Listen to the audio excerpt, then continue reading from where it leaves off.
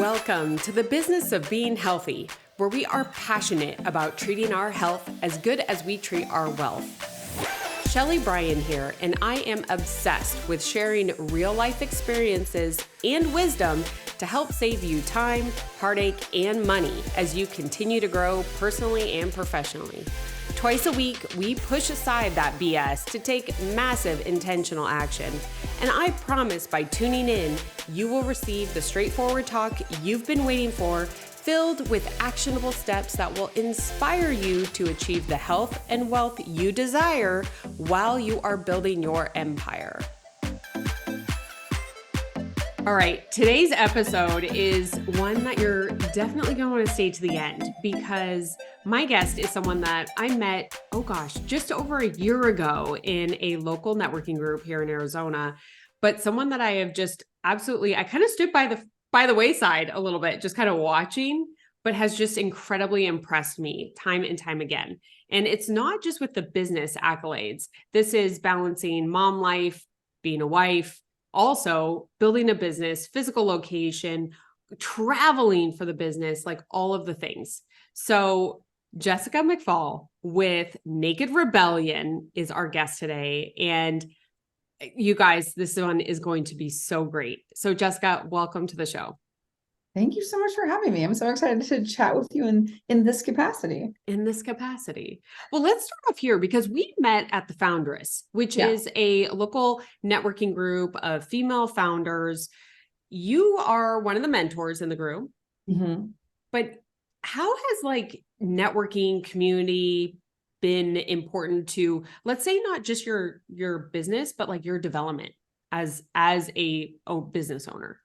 Well, I think that, first off, I'll say I love the Founders so much. I'm like your biggest cheerleader. If you could be the spokesperson, I would love to be that.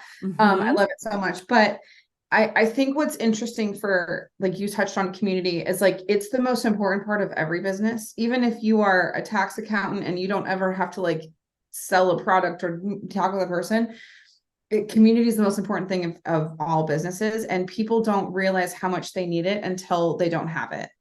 And so, I would encourage everyone to sign up for a group like that if you can.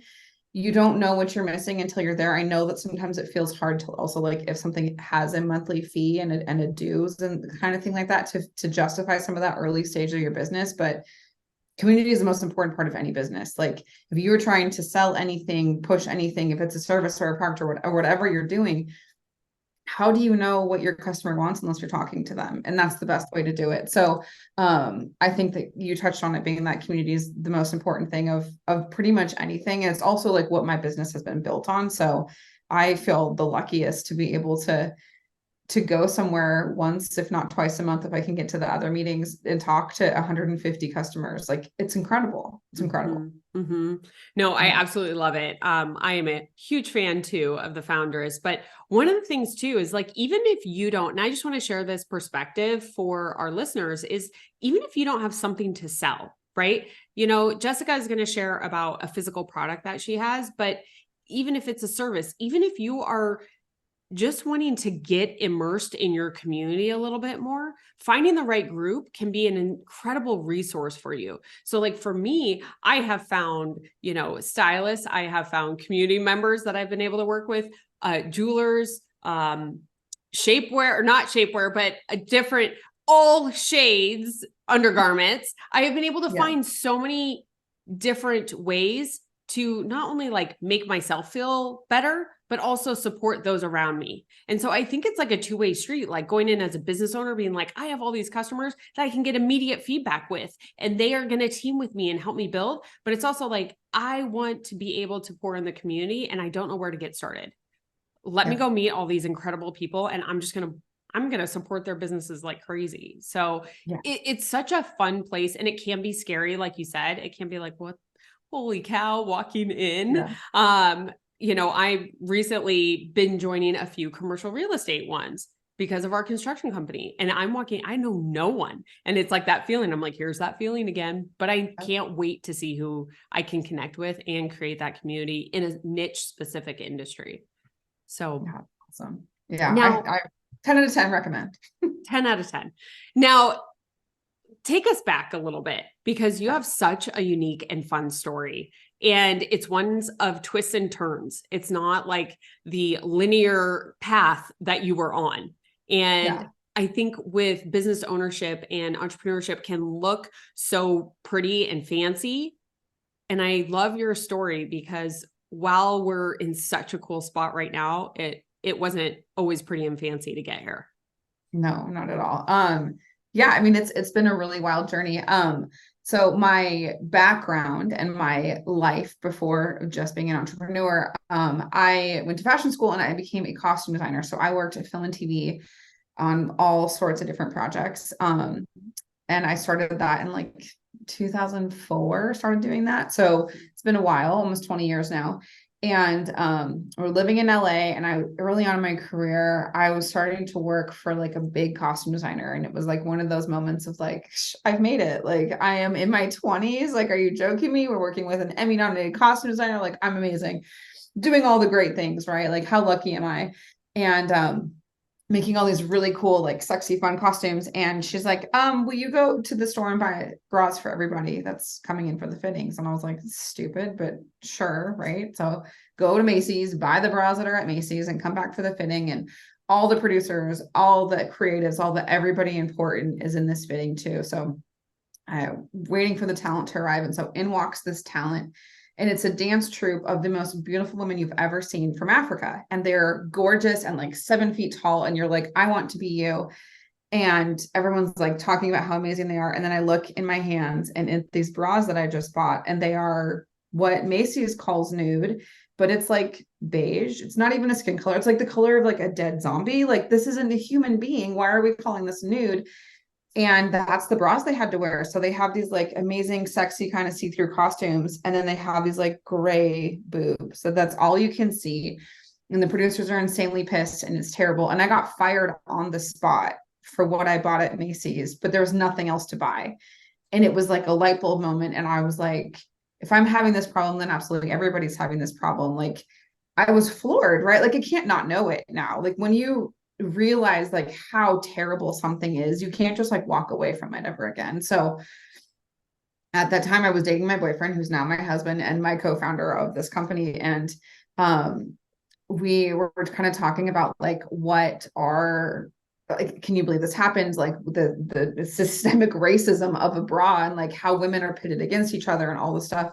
And he's like, yeah, well, one of the most racist products on the planet's a Band-Aid. And he went into this like whole like senior thesis feeling of what happened to Kevin Garnett in one of the NBA finals. I can't recall the year of it, but it was in the NBA finals and he got like this huge gash on his forehead. And the trainer like went to the bag and pulled out this like basically the color of my hat, this like Caucasian flesh toned Band-Aid, and it's over the entire front of his forehead. And he played the entire NBA finals game like that. And it was just like, we have to do better. Like, how can we do better? So anyways, there's a long, very long story of how it got started. And that was almost 17 years ago. So it took a long time to get to finally 2019. I'm skipping a little bit, but the next few jobs I had costume design. I used to work on Dancing with the Stars. And so we would take a power mesh fabric and we would custom dye it to everybody's skin tone. And that's what all the dance costumes were built on, so that I knew that they wouldn't have a nip slip or like, it's a live show. You can't have the costume malfunction. So they would have these great costumes that fit their body. And so I was like, oh my God, I know how to make it. I know what fabric to use. I know it can be custom dyed to skin tones. I know it's supportive and you don't have to have underwear, bras, and all the stuff we hate in a bra. So it was kind of like this collection of like these life moments of, okay, I know the problem. Okay, now I know the material. Okay, how do we do this? Then we moved to Baltimore, where I was the costume designer on House of Cards. And when that show was over, we just had our second child, and my husband and I looked at each other and we were like, are we going to LA where we're going to have nannies and never see each other and have people raise our family? Or are we going to try something else? And he was obsessed with Arizona, and that's where I'm from. And I kind of was like, never again. I'll never live there again. But he championed it pretty hard. And so we came back here and I said, all right, I'll give it a year and I will try my hardest with all the stuff that we're doing here. And that's when we launched Naked Rebellion. And it was the best decision as a family for us. And so we launched in 2019 and we've had our 9 different nude shades that we launched with. We launched with a fashion show and no product, which is highly not what I recommend anybody doing. It's a little bit backwards, but it was pretty crazy, this crazy journey to say. And I'll jump forward a little bit in the story, but I'm really happy to say that now Macy's sells our bras. So the same Macy's that fired me now sells all of these bras for what they didn't have 15 years ago.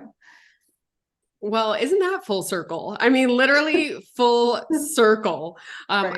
I heard a similar story with someone else recently with like an Oprah thing, and it's just so crazy. And there's 2 things I want to point out here is first, I have to ask you, because when you said, when you were on that set and like, you were like, I made it, I'm here, I'm doing this, right?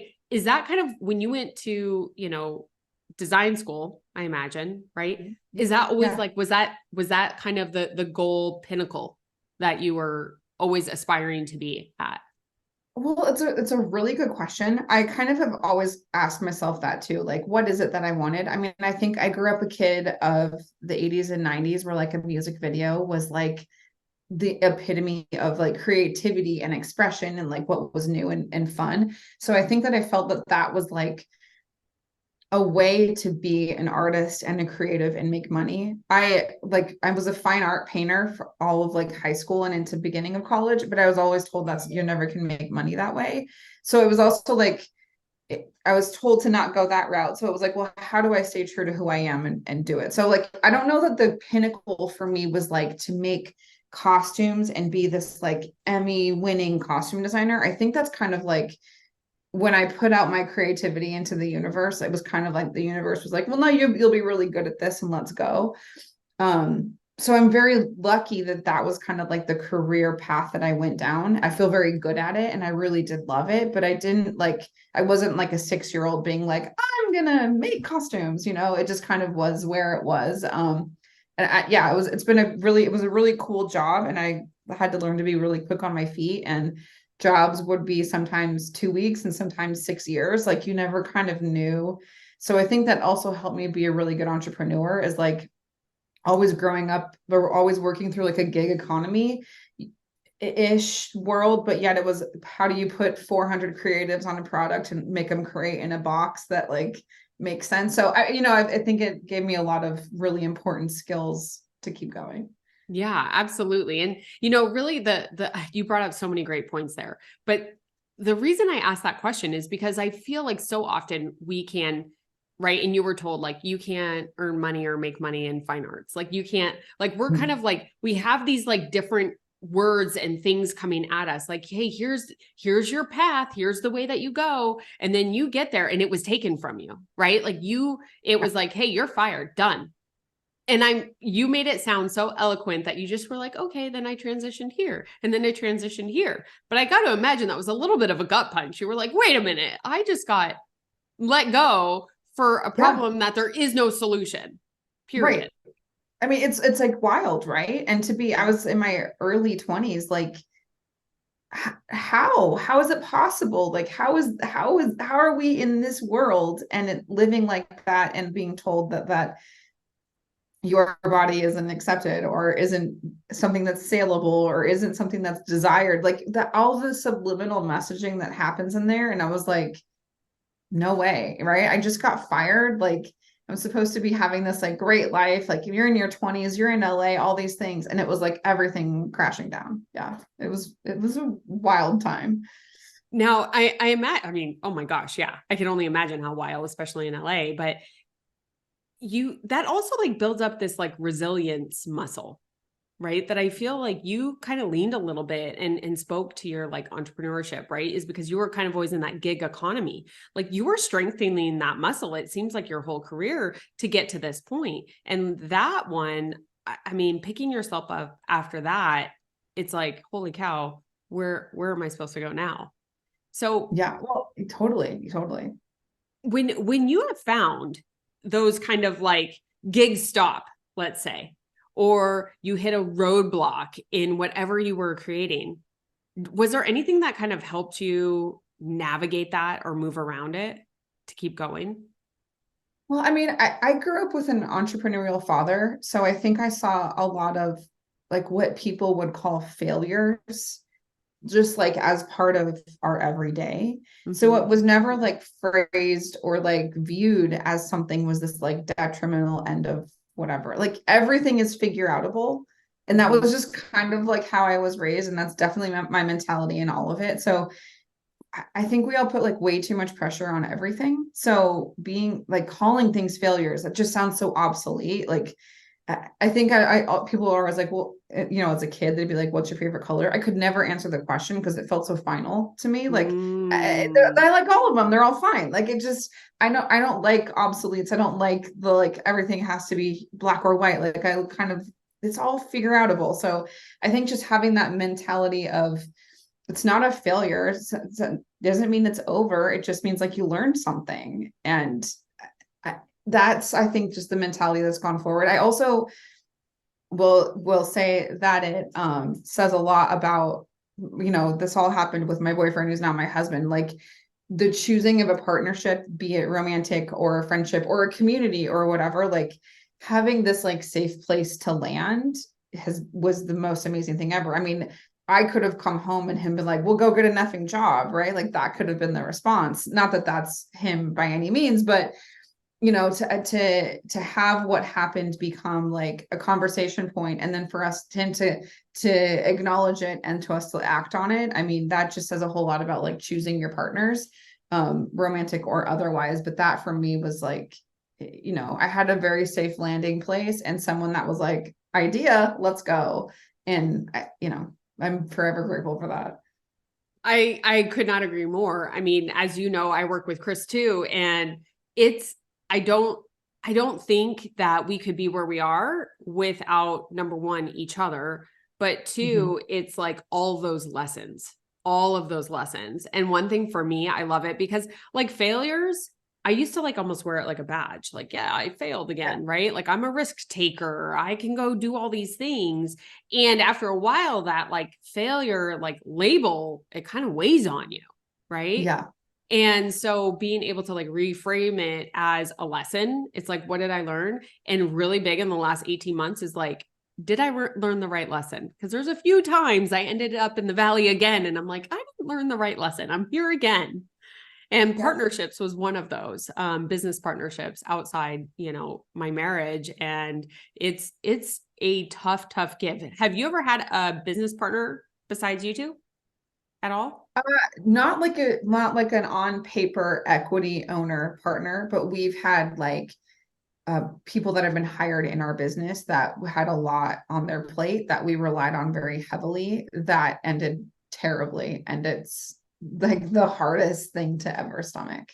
Yeah. Yeah. Those are never good. And it's like you want to outsource.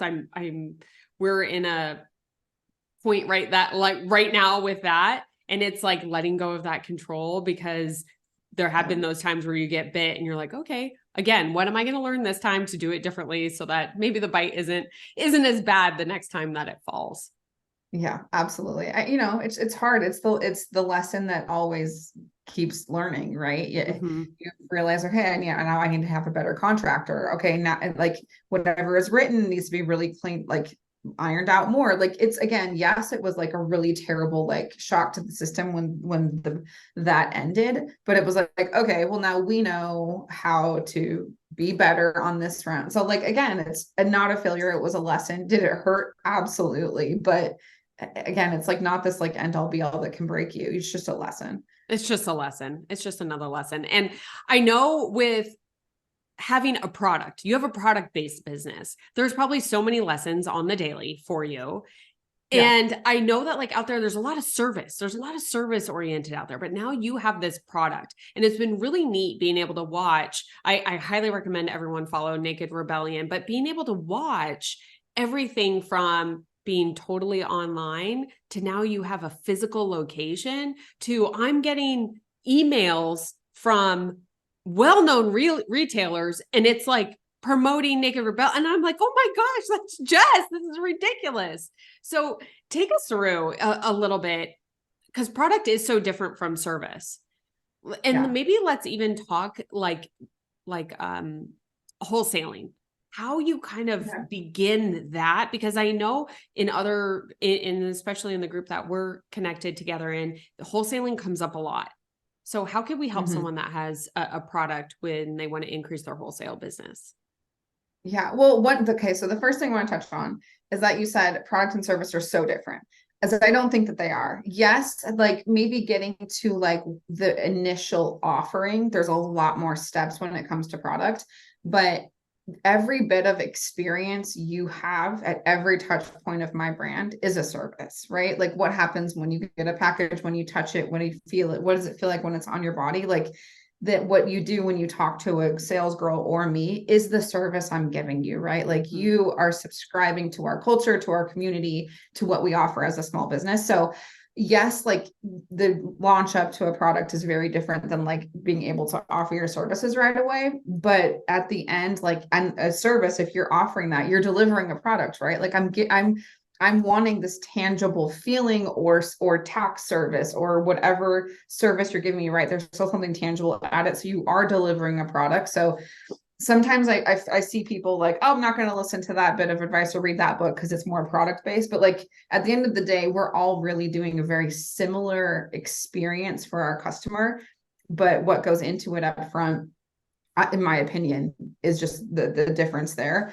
So, but yeah, so like getting to your MVP, which is your most valuable product, like in all the development, is a wild time for a product-based person, and it's very expensive. Nobody realizes how expensive it is to get to the launch. I think everyone really underestimates that. Working with a factory is very expensive, very hard, especially if it's domestic or overseas. And then there's language barriers, basically language barriers, no matter where you can, wherever you manufacture, domestic or international. But yeah, it's an interesting navigation, right? Because like, yes, you have these like things that in your head that you want to do or make. And then how do you translate that to be in someone else's head, and then out of their hands, how can they make it? So it's a cool thing. So once you get through that process, which there's a lot of hand holding, and you have to have really good partnerships with factories and suppliers and stuff to get there. Then it's like, okay, I have this product, who's going to sell it? And wholesale is a very, very wild world. To give some like actual, like tangible things to walk away from our conversation for someone that was looking into wholesale. Some advice that we were given was, you have to go to the wholesale shows, right? That's where we've had the most success. Well, maybe that's step 2. Step 1, I would say, see what's local around you, right? If we did lingerie, we have bras and underwear. So I was like, well, why don't we find some lingerie places that are local and see if we can pop up there? And maybe they don't even place to order. Maybe we do a trunk show and see if they want to buy it. Like find where you think your customer is and talk with that small business owner. They're usually going to say yes. A boutique always wants an experience, in-store experience. So they'll probably say yes to you. Pop up, get as much customer data as you can, talk to your customers, see what they try on, get their fit notes, see all that. So we did start there. We had a couple of places here locally that we would be able to do pop-ups from and that kind of thing. And then my husband and I sat and like looked at the numbers of like, what does it look like if we open a store? Well, that means a lot more salespeople and salaries. So we don't have money for that. So what can we do, just us, that can grow the business? So for wholesale, that was like the answer for us, because I would be the one physically going or traveling or doing the talking, but I could bring in 10 accounts on my own and we could still figure out how to package and sell them. So that was kind of why we leaned really heavily into it, because we felt that it was an easier route without having to raise money for us to get started. So we would figure out whatever wholesale shows are like to whatever product you're selling. If you're in the toy business, there's like a toy wholesale show. There's, for any bit of like fashion or jewelry or boutique stuff, there, Magic is one of the biggest ones in Vegas. And I think they're also now in Nashville, and I think they have a New York, and I think they're doing in Miami too, which is also crazy. Then if you're swimwear, there's that thing that's usually in Miami.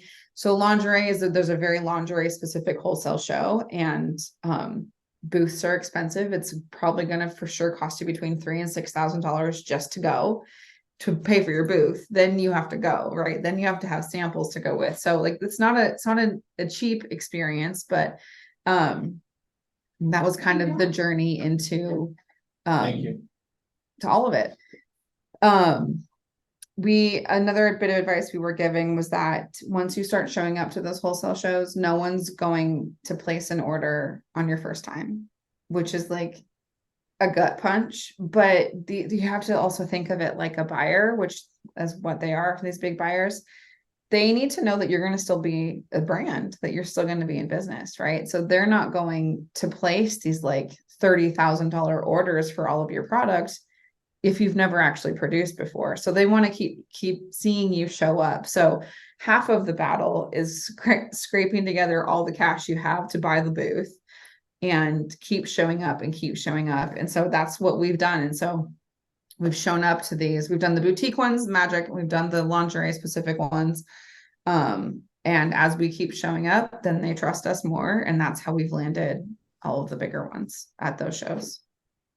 So what I really love, and just bringing it back, thanks so much for sharing that, because I feel like it's like wholesale. There's so much. You could probably write textbooks on it, Jess, I'm sure.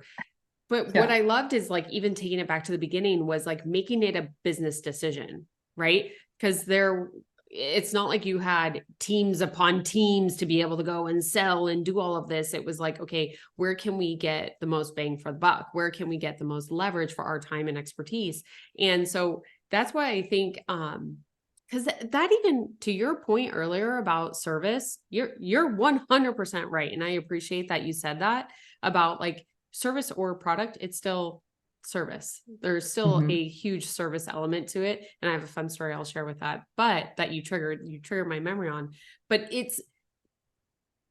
just because it's not like you initially thought like, oh, well, wholesale is where I'm going to go, like period, done. That's what X, Y, and Z did.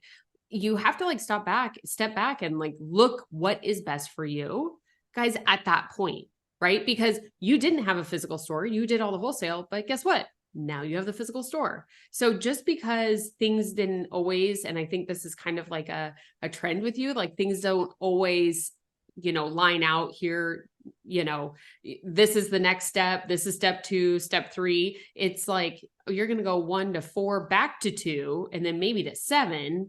And then you might fall back to 4, again. So it's taking those steps, but making smart business decisions. That's one thing that if I were looking back at some of the business decisions that I've made in the past, they were very outside driven and not analytical driven. And that's one thing, that's one lesson, Jess, that I definitely learned. Just one early on, right? Oh God. Yeah. They're daily. Trust me. Well, it's important too, right? Like, sorry, not to interrupt you, but it's people that start like a brand, if it's a t-shirt brand or a handbag or whatever it is, you're like, yeah, I want to sell to the people, but like, okay, people can buy stuff on Instagram. Do you know how much that costs? Like, yes, Instagram is free, right? You can have your profile and use all those free tools that you can, but like to make it through the noise, like if you don't have $10,000 to spend in ads on those channels, you're not going to go anywhere. You're just wasting money. So for us, it was like, we didn't have a choice, right? Like, are we going to try to raise money back then to push ads that a product we don't even know what people want? Or are we going to go and physically like do the work ourselves and like figure it out? And so that was like the main business decision driving all of it. Yeah. Yeah. But like, look at where it's got you, I mean, and I think I would actually love for you to share, because this is one thing that I think that there is a lot of strategic decision in business, but sometimes there's a little luck. And it's not for me, it's not about like sitting in a corner saying affirmations and like everything magically happens. It's a mix of action, right? It's like actual intentional action. And if you would share the story, you were at a wholesale, it was you two there, and you wanted Macy's as a client. Like you were like, they are going to buy. Well, it, almost. I wanted Bloomingdale's. Bloomingdale's. Yes. Yeah. Thank you. So Bloomingdale's. Bloomingdale's, like when you would kind of sit down and be like, who was your ideal customer and like who is that avatar as you do that type of business work of like, what do they look like? Where do they shop? For me, it always felt like a Bloomingdale's character. Like that was our customer. It's a little bit elevated. I feel it's similar to Nordstrom for those that don't have a Bloomingdale's. There's LA and New York. I think there's some in Chicago. But if it's a little bit elevated, it feels cool. Like it's a very cool girl store. They take a chance on smaller brands too, but it also like strategically business wise, they don't have 500 stores. So for me, Bloomingdale's felt like what I wanted to manifest because they only had like 7 stores. So it felt like if that buyer came to us, I could fill that order and it wouldn't like stretch my resources too big. Whereas like if Macy's were to come first, they've got 400 stores. Holy God, where would you even go? How could I even have the like feel confident enough in me and my business to make that choice? So yeah, Bloomingdale's is what I manifested. And we like went to New York and I was like, we're gonna get Bloomingdale's. And I'm like, that's how this works, right? You're supposed to manifest and things show up. And we're on like day 3 of this conference and it's like this wholesale show. And again, like people will come talk to you, but I didn't have any orders. And it was like, why are we doing this? This is our 3rd year. Like, come on. And my husband Jay was also there and he attends a lot of the like seminars and stuff. And I tend to man the booth is kind of how we distribute those. And so he was texting me like, how's it going? And I'm like, you know what, this maybe New York just isn't our trip. It's fine, right? Like we'll figure it out. I'm like, but I'm a little bit bummed. And then this, as I'm texting him, this lady's like going through the rack and kind of looking at stuff and grabbing it and like not saying anything to me. And also it's a weird thing, like to step back for a second, to have like you to selling to a customer versus selling to a buyer is very different. So like a customer, you're like, oh hi, this is our story and here's this and I can talk a lot to you and you need to know a lot of information for you to like before you can try it on. Whereas a buyer is like, don't talk to me, I understand what this is, but I have to figure out what's the floor space, how much is this, how much volume do I actually have, what else did I just buy. Like a buyer is going through all these like business conversations. So like you don't really talk a whole lot to them. Like you answer questions. You don't really like anyway. So I was trying to like navigate how to talk to this person. And she's going through and she was like, okay, how long have you been in business? And I was like, 3 years. At that time it was 3 years. And she was like, do you have any big retail partnerships yet? And I was like, no, not yet. And she goes, I think you'd be the right fit. And she hands me your card and it's Macy's. And I was like, what happened? So literally in that moment of me being like, I don't think New York's her thing. And then like 3 minutes later, I send a text of just her business card. And my husband's like, what is happening? Like, are you kidding me? So anyways, we are very excited and we send some follow-up emails and we start chatting with them and going through like the process and the onboarding. And they send me the contract to get it up. And it says Macy's Bloomingdale's company. And I was like, I got Bloomingdale's. Are you kidding me? Like that, I manifested it, I guess. Like that's what we said. So, and that it's a very funny, like, manifestation is wonderful, right? It helps you in that mindset, but like luck is just preparedness, right? Like that's all it was. I showed up, I just kept going. We just didn't say no. Yes, I could have like walked out of there and been like, this is crap and left, right? But I sat in that booth, was persistent and prepared, and that is how it showed up.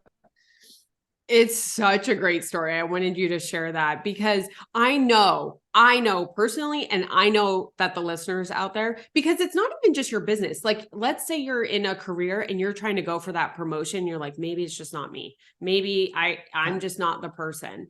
Is like being prepared and showing up. It is about action. You can manifest, but while you're doing it, you got to be taking that intentional action. And if you had been like, F this, I'm out, Jay, come meet me. We're gonna, we'll pack it up and head home again from New York, no orders, right? But you stayed there, you were diligent, you showed up, and you literally got Bloomingdale's, which was incredible. Yeah, it was awesome. Incredible. So, okay. So now let's kind of like shift gears a little bit because now you have this huge account and you're like, okay, well, I wanted Bloomingdale's and now we got Macy's. So I didn't get like the 7 stores. I got like the 400. Like how, because resources can be hard, right? And managing your resources. And I think specifically with product, because it's like how much inventory you can't guarantee, like, okay, this is the color, this is this is the size, this is the everything. I mean, you have data to help make decisions, but what were some of the things that you did once you started getting kind of these larger wholesale accounts when it came to inventory and resource management? Yeah, well, they want us to come with some of the data that we had. So for the larger wholesale orders, it's very scary. There's lots of like when you have a PO from those places, yes, like that is what banks look for the money to come through to be able to do it. So it's called factoring, or it's called getting a loan, whatever. That's kind of like the bigger like business side of it. But also like those big orders can absolutely sink your company. Like there's chargebacks, there's discounts, there's all these things that like could absolutely sink you. So we were very scared, and to be very frank, kind of still are about a multi-store order like that. We are lucky in that we kind of approached it and kind of asked them if we could just drop ship first, because it was taking no financial risk on our company. So what that means is like our websites communicate. So we sell online and we get to see the customer data that they get to collect, and we get to collect of where do these people live? What products are they wanting to buy from us? And so like they can kind of map what stores to get us into first. So it's been a really incredible business mindset for us, because we haven't had to like really do any extra add-ons. We just kind of sell what we already have and like keep the business flowing. So it just has upped our sales, our monthly revenue a ton, as opposed to like having these big scary things. Don't get me wrong, a big PO is lovely when you get to like get that big cash cow and be able to do a big production run. So that is what's next, and that's what we're hoping for. So we have both, right? We have the bigger accounts that we do get POs from, and then we ship like 50,000 units at a time. But these ones are like the slow trickles and just keep your bottom line up, which I really love. Well, it's a great way to minimize risk, right? Totally. Or, I guess I shouldn't even say minimize, but manage risk. Yeah. I think a lot of business is just managing risk and how much you want to do, and one thing that I just want to point out there, because I don't think I've actually ever heard this be talked about, but often when you get that big contract, right, you're like, oh my gosh. And you're like, holy cow, like this is my dream client or my dream, account.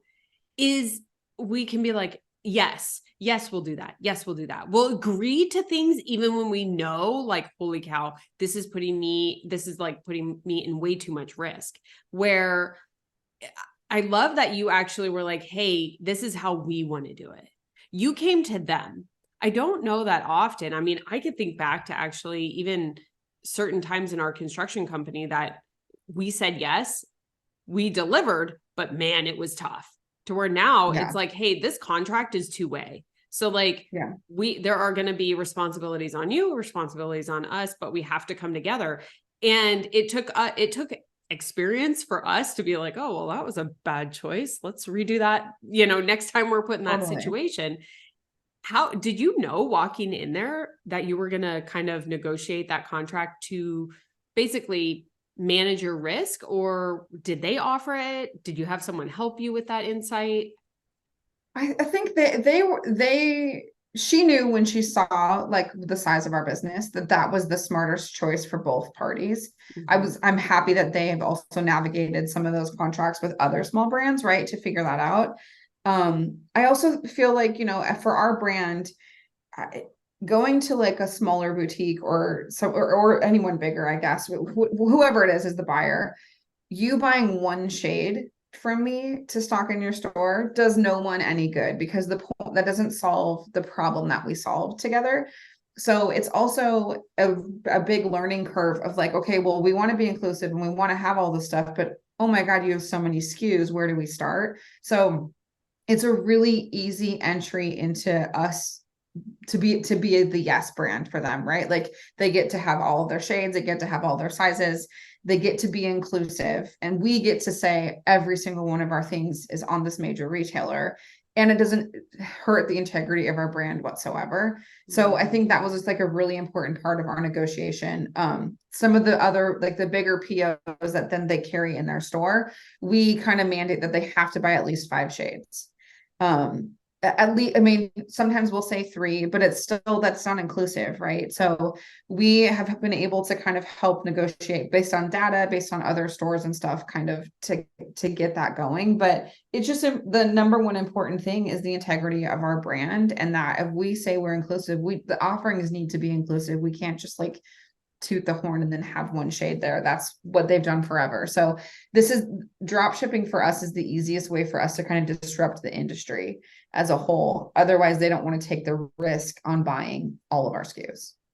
Well, and I just love it. It's a mutually beneficial, like, kind of value that you have, right? They may not understand it right off the first point because they just want to have their couple SKUs and they want to reduce your risk. But ultimately, I love that you're standing your ground being like, wait a minute, like, no, you need at least 5 shades. Like we have 7, but you need at least 5 to be able to say like you're inclusive.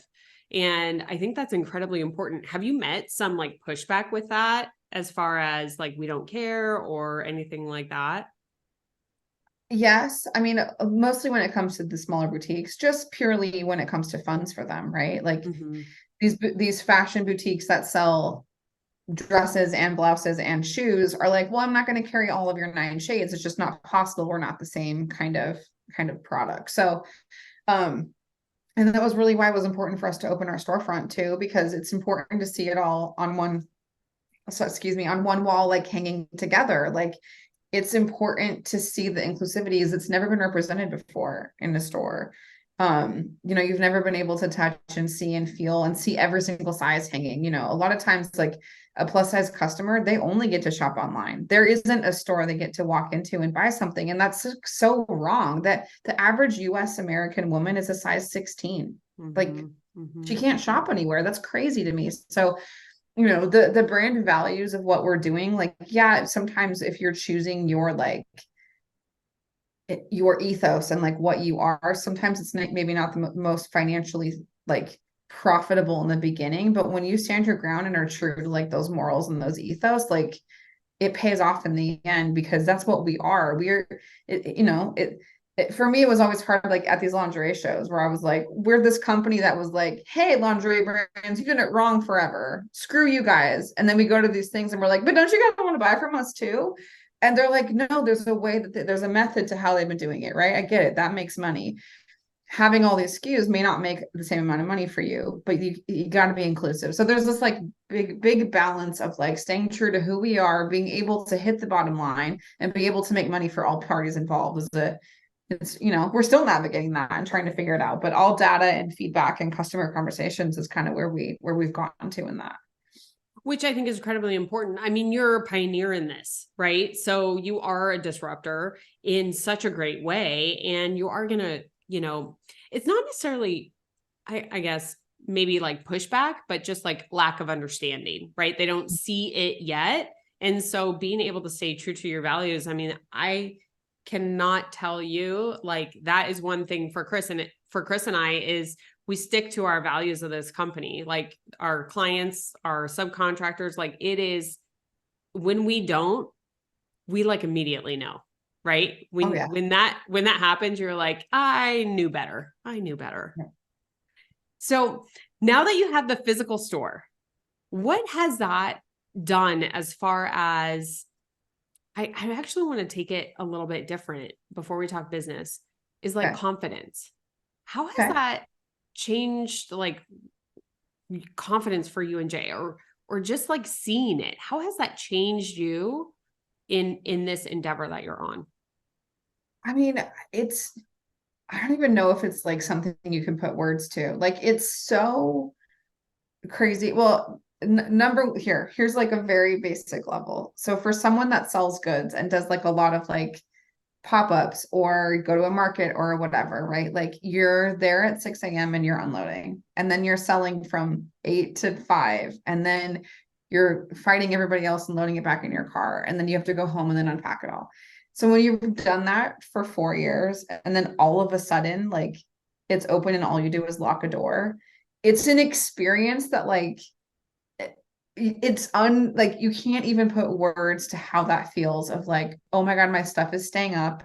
No one has to pack it up. People are coming tomorrow to buy some more. Like that is the craziest feeling ever. So like what that does for your psyche, for your confidence, for your whatever, like, yes, it's way more expensive to have a store and operate it. Absolutely. But like what this does to like what feels possible is amazing. Right. I actually just had a conversation with a mentor of ours that was like, well, it's really great like when you're in the business, right? And you're just doing this and you're thinking about this and how to make it work. It keeps you here. But when you like do the exercise of like, well, what is 5 years from now? You can make 5 years happen in two when every decision you're making is about here. So like for us, it was like, do we have like, is this the most financially sound thing to do right now for this business? It never is. Opening a store is never the most financially sound thing to do.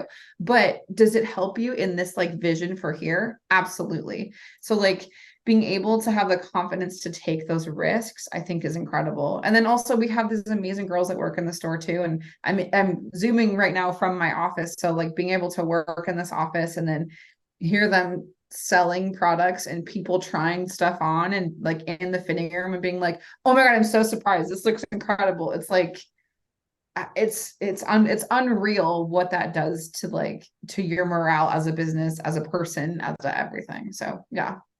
It's the last almost 20 years for you, right? Yeah. Like kind of summed up in one store. Like it's so incredible hearing you talking about this. And I hope if you are tuning in, on your favorite podcast, platform, great, but you can also see Jess talk about this on YouTube. So we have this on YouTube because it is so neat. Her store is so neat. You can see a little peek through the window from her office, and it is an incredibly beautiful, beautiful storefront, and just like truly demonstrates what the brand is, which is incredibly important.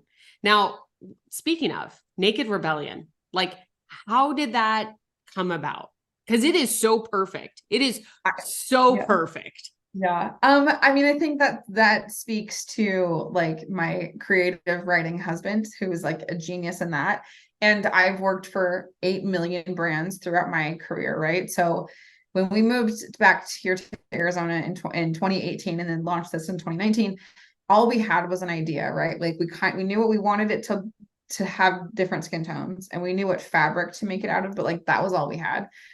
And we were the recipients of this like designer in residence, I guess you could call it a scholarship. There was no money transacted whatsoever in it, but it was like a place to come and create, and it was in this like fashion incubator space that they helped us like kind of sample make. So that was kind of how it got started. And so we had just had our second child, like I had mentioned. And so we were broke. We just moved here. So we could only afford a nanny 2 days a week to like watch the baby while the other kid was at school too. So we would come, my husband and I would come. We had this like nasty basement office with like no windows. And it was like terrible lighting. We would like lock ourselves in there. And I was like pumping still. Like it was the most unglamorous of glamour things. But we sat there and it was like, okay, let's like get this brand identity right. And it was like, who's this customer? Who are we as a brand? Like the story of how we rebelled against everything. Like, what is it? And so we just threw a bunch of words together and made a bunch of words that like, what is this brand? And kind of like lived in it. We would drive here. We would talk about, we'd have a shared notes, and we would just like type these words back and forth. And it just one day we were like driving in the car and we were like, those are the words. That is exactly what this is. There's no two words that could say what this company is besides those two words. Like this is a naked rebellion. We're defining what naked is. We're defining what nude is, right? Like this isn't a nude shade. Like we embrace your body naked, right? And the rebellion is like the lingerie industry up until this point, like all it's been is terrible towards women and toward pick each other apart. Like we're rebelling against everything that it stands for and what the future is. So that is, I mean, I wish I had like a more like cute story tied up with a bow about how it happened, but like it was truly just like in this unglamorous, like nitty gritty of starting a business. But it was like that's just the morals of what this business is. So that's how it came. Like, I love it though. I mean, that's how I didn't expect it any other way. Just like we started this whole conversation about talking from like when you had your first, career and to where you are now.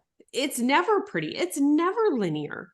It's like you guys being in there, you're pumping, Jay's, using his creativity with words, and you guys like came to it. Like, I love it. I love it so much. I actually have never heard how like Naked Rebellion came, but it is so, so perfect. So perfect. Yeah, it's fun. We even had like when we were trying to figure out how many shades, like how do you know how many shades? Like that's so confusing, right? There's so many different skin tones. So I had my makeup artist friend come and bring her makeup kit and pull out the shades of makeup that she uses most often on sets. And that was like, we used those bottles and matched it to things that we could find. And that's how we figured out what to dye it to. So like, truly, it's like every bit of this company is from like our theatrical like background. It's incredible. It is absolutely incredible. Well, I just have to say, like, way to go. Like, it's one of those things that I feel like we talked about, that resilience muscle. You've been strengthening that and all of these experiences to get to where you are right now. And so often when we feel like we're in those valleys, or when we get fired on the spot for something that was completely out of your control, it's the ability to get back up again, that is really going to separate success versus not. It's not always like the perfect line item to get there. It's being able to get back up again and again and again after each time, whether it was a success or a failure, and keep going.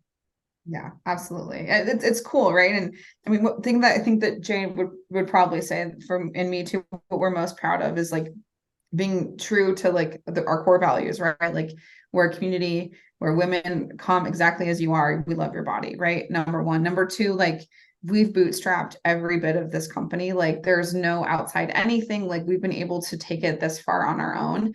And we're so proud of that. But also, like, as I just had told you, we're talking with our mentors and like figuring out what's next. Like we've got us here and now we see what's here. So now we're like journeying into this like money raise mode, and it's like so scary and so amazing and so everything at the same time. But I'm like, we're just so proud of like what we've been able to do in 4 years, which seems crazy when 3 of those years were also a global pandemic. Like no one was wearing bras and underwear. So fun fact, like, to get people to buy it was super fun. But yeah, no, it's fun to journey into this, like, okay, well, what is next? What is your biggest competitor? And our biggest competitor just got valued at $3 billion. So it's the possibilities are endless. So it's kind of exciting to think about what's next. Yeah. Well, I'm going to tell you, there's a book. It's called 10X is easier than 2X. It's by Dan Sullivan and Dr. Benjamin Hardy. That one, I mean, we're reading it right now. And that point that you're talking about, and even what you explained with the store, right? Like the store, it's that 20% that was actually really important to get you to that next level. So if you would have stayed in the same space and operating in that 80%, you would be getting the same results. This store is that 20% move that is going to do exponential things for you. I cannot wait to witness, cheer you on. Before I let you go, there's one thing that I would love to ask you is, if you were going to go start over, and you've only been with, like, this is 4 years, right? You moved to Arizona, raising a family, doing it with your husband, now a physical store. Is there one thing that you would have done differently to shorten up that time frame? To shorten the time frame from launch to right now? Correct.